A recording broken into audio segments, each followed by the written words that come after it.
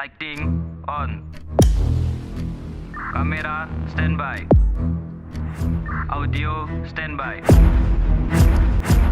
Operator standby. Oke, start in 3, 2, 1, action.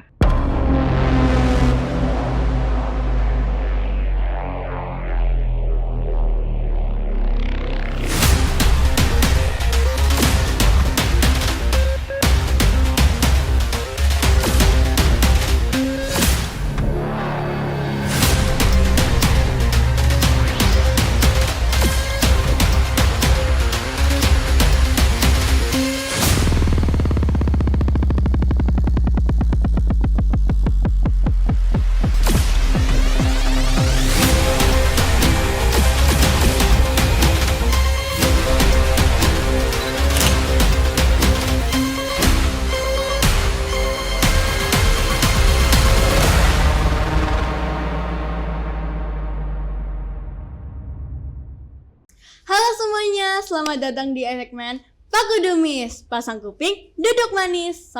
Aku di sini Kalika. Gimana nih kabar kalian belakangan ini? Semoga baik-baik aja ya. Nah, kalian tahu nggak sih kemarin bulan Maret itu kakak kelas 12 itu lagi mengikuti pendaftaran SNBP loh. Nah, di sini kita kedatangan narasumber kita yang keren banget. Dia itu berhasil lolos SNBP di Universitas Brawijaya. Halo Kak, boleh perkenalkan diri Kakak? Ya, boleh. Halo semuanya, nama aku Marcella Chandrianto, aku dari kelas 12 IPS 3. Dan kemarin, puji Tuhan aku lolos SNBP di Universitas Brawijaya, jurusan kewirausahaan. Oke. Gimana nih kabar Kakak belakangan ini? Pasti nganggur kan? Iya. Libur ini. Ngapain aja dulu Kak, kalau boleh tahu? Kalau aku sih ya nganggur-nganggur sambil nyiapin buat daftar ulang di kuliahku nanti. Keren. Gimana nih Kak rasanya lolos SNBP? Puas gak nih? Rasanya sebenarnya sampai sekarang aku nggak nyangka ya. Waktu aku sebelum pengumuman itu sebenarnya aku udah nyiapin udah nurunin ekspektasiku. Aku udah kayak berusaha ikhlas kalau misalnya nanti dapat merah, ya udah lah ya gitu kan. Terus pas aku buka, biru gitu. Kok biru? Aku bingung terus gak nyangka juga kan, dan aku baca tuh ulang-ulang. Ternyata benar, puji Tuhannya. Dan di situ aku bener senang banget sih. Dan masalah puas apa enggak sama hasilnya, aku puas karena emang jurusan ini tuh emang yang aku pengen gitu. Pilihan pertama itu Kak? Iya, pilihan pertama. Keren. Kenapa sih Kak milih Universitas Brawijaya sama jurusan kewirausahaan? Oke, sebenarnya aku milih jurusan kewirausahaan sama Brawijaya ini karena ini waktu dulu kelas 11 aku ingat aku lihat di TikTok nih di FYP ku muncul tentang Universitas Brawijaya. Aku lihat tuh kayak keren ya ini universitas, kayak apa ya, aku pengen deh nanti kuliah di sini gitu kan. Akhirnya dari situ mimpiku aku mau kuliah nanti di PTN Universitas Brawijaya. Terus sebenarnya kelamaan itu aku tidak kayak menguburkan impianku itu. Aku kemarin waktu pendataan jurusan, jadi ada pendataan jurusan dulu sebelum kita nanti ngisi beneran, itu aku ngisinya bukan Brawijaya. Karena aku mikir nggak akan lolos lah ya, karena dari track recordnya lebih oke di jurusan yang aku pilih kemarin di pendataan itu. Dan ternyata lama-lama juga malah banyak kendala gitu kan, struggle yang bikin aku nggak bisa milih sesuai di pendataan tadi. Akhirnya aku pilih lagi di Brawijaya karena ya udahlah ya, sekalian gambling, gacha gitu kan ya. Akhirnya aku pilih. Iya bener, siapa tahu berhasil kan, SNBP ya jalur. Banyak orang bilang jalur gaib. Nah, akhirnya aku pilih aja. Dan jurusannya awalnya aku gak mau kewirausahaan. Bukan gak mau, aku gak tahu kalau ada jurusan itu kan. Tahu, cuman kayak gak tertarik gitu loh. Nah, awalnya tuh aku manajemen Pride maunya kan, kayak gitu. Terus kok tiba-tiba ke kewirausahaan lagi nih? Karena gini, banyak kendala gitu. Mulai dari ada eligible di atasku yang memang pilih sama, akhirnya aku harus nyari cara lagi lah. Awalnya sebenarnya aku kayak gimana ya, kayak aduh kenapa ya harus kayak gini. Tapi akhirnya ya udah, aku coba searching lagi apakah ada jurusan lain gitu yang mirip-mirip manajemen, terus yang lebih sesuai passionku gitu. Ya. Ternyata ada kewirausahaan ini, akhirnya ya udah aku pilih. Coba lagi, ya. Iya. Gitu. Tadi kan kakak mention eligible. Kalau boleh tahu eligible itu apa sih? Terus hubungannya sama SNBP itu apa? Oke, kalau eligible itu sebenarnya tuh kriteria atau syaratnya kamu buat kamu bisa ikut SNBP. Kalau misalnya kamu nggak masuk ke dalam siswa eligible, kamu nggak bisa ikut SNBP gitu. Dan kalau mau masuk eligible, sebenarnya kamu cuma mempertahankan nilaimu di taraf yang baik ya gitu. Kalau boleh tahu gimana sih cara kakak mertahanin nilainya itu? Kan dari kelas 10 tuh sampai kelas 12, gimana tuh? Kayak ada motivasinya kah? Atau gimana? Ada motivasinya.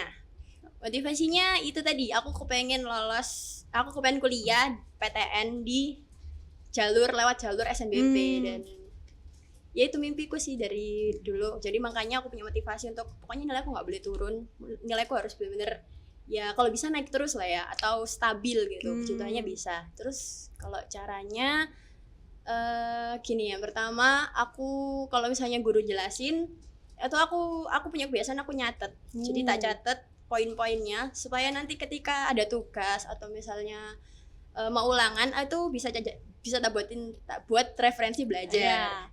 Terus yang kedua, kalau misalnya kamu nggak paham sama penjelasan gurumu, kamu bisa tanya aja. Sebenarnya dulu aku tuh nggak pede buat nanya, kayak ngapain sih, kayak nggak usah, aku bisa nyari lagi di internet gitu kan pikirku. Kayak tapi ternyata ketika aku nyoba bertanya, aku lebih paham dengan apa yang guruku jelasin gitu. Apalagi terlebih lagi tuh kayak pelajaran matematika karena aku emang agak kurang banget di situ kan. Terus apalagi yang ketiga, kalau misalnya kamu punya tugas, dapat tugas dari guru-guru, itu sebisa mungkin kamu langsung kerjain. Karena kalau misalnya kamu tunda-tunda, boleh ditunda ya. Iya, nanti kamu kayak numpuk males ngerjain. Ya, betul, udah nilaimu nanti turun nanti kan gitu sih. Kakak emang nggak pernah males gitu kak? Oh pernah, sering. Terus gimana tuh ngatasinnya? Kan harus pertahanin nilai nih. Kalau aku sih ngatasinnya ya, aku inget lagi motivasiku. Katanya kamu mau masuk sini, tapi kamu nggak mau ngerjain ini. Buat apa, kayak nggak guna gitu kan, nggak bisa. Jadi kalau misalnya kamu punya mimpimu, kamu pengen keterima di PTN A, kamu harus mau ngelakuin hal-hal yang menurutmu ini kayak malesin lah, nggak seneng lah. Buat apa sih gitu? Ya harus mau lakuin, mau nggak mau, karena mimpimu tadi tuh loh. Itu jadi patokanmu. Ada pesan atau saran nggak nih buat kelas 11 yang bentar lagi bakal ngalamin yang sama kakak? Ada. Sebisa mungkin dari sekarang buat yang kelas 11 sama kelas 10 juga boleh. Kalian persiapin dan kalian tentuin kalian ini bener-bener passionnya tuh apa, kalian maunya apa, kalian mau nanti abis lulus kuliah di jurusan apa, PTN apa, itu tentuin dengan matang ya. Jadi biar nggak kalian pusing kayak aku tadi di Hamin berapa harus nyari lagi gitu. Terus kalian juga tetap pertahanin nilai yang mau ke PTN lewat SNBP, itu harus tetap pertahanin nilai. Karena kalau nilai kalian bagus, kalian di eligible atas, kalian nanti nggak pusing buat misalnya teman kalian ada yang ngambil jurusan yang sama kayak kalian, terus univnya sama juga, kalian nggak pusing gitu loh. Kalau kalian yang di paling atas kan, ya, gitu. Terus apalagi ya, sama kalau misalnya ada yang mau bener-bener aku pengen di PTN titik, nggak mau di PTS gitu kan, pasti kalian jangan mengharapkan SNBP aja, karena SNBP ini jalur yang kalian nggak bisa tebak. Jadi kalian harus siapin SNBT, kalian harus mulai belajar dari sekarang, nyicil guys, karena itu bener banyak. Aku pas itu aku belajar itu kalau nggak salah waktu ya Januari Februari itulah, itu aku lihat itu bukunya tebel gini kayak semua les aku belajar. Jadi daripada kalian stres, mending belajarnya nyicil dari sekarang gitu. Soalnya nanti kelas 12 juga bukan SNBT, SNBP, kalian ada ujian USEK, UPRA gitu, harus bisa manage waktu dengan baik gitu. Oke, makasih ya kak. Nah, jadi kesimpulannya itu kalian itu harus mempersiapkan diri itu dari sekarang kalau bisa. Jadi jangan mepet-mepet banget tuh. Kayak kalau mepet-mepet banget nanti kalian bakal ke lingkungan gitu. Jadi kayak kalian sendiri bakal kesusahan. Oke, terima kasih ya kak sudah bersedia datang dan sharing pengalaman-pengalaman kakak ke kita semua. Dan kalian makasih juga sudah nonton sampai akhir. Jangan lupa like, comment, and subscribe channel Unsur TV. See you and goodbye!